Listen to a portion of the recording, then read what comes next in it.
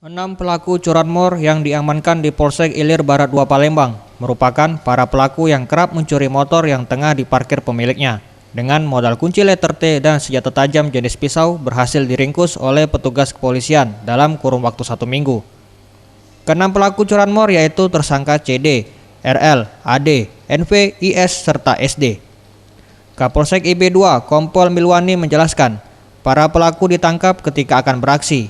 Ada 2 tersangka yang harus dilumpuhkan karena berupaya kabur saat akan ditangkap.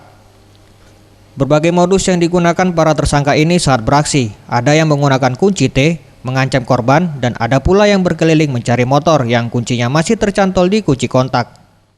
Mereka ada yang ditangkap di Jalan Sultan Mansur, ada yang ditangkap di Lorong Kedukan, dan ada yang ditangkap di 35 Ilir. Modusnya seperti apa itu? Mereka mencuri motor pada saat korban itu sedang membeli dogan. Terus satu orang turun dan mencuri motor tersebut dan ketahuan oleh pemilik, dan kebetulan anggota Buser lagi hunting di sana dan dilakukan pengejaran.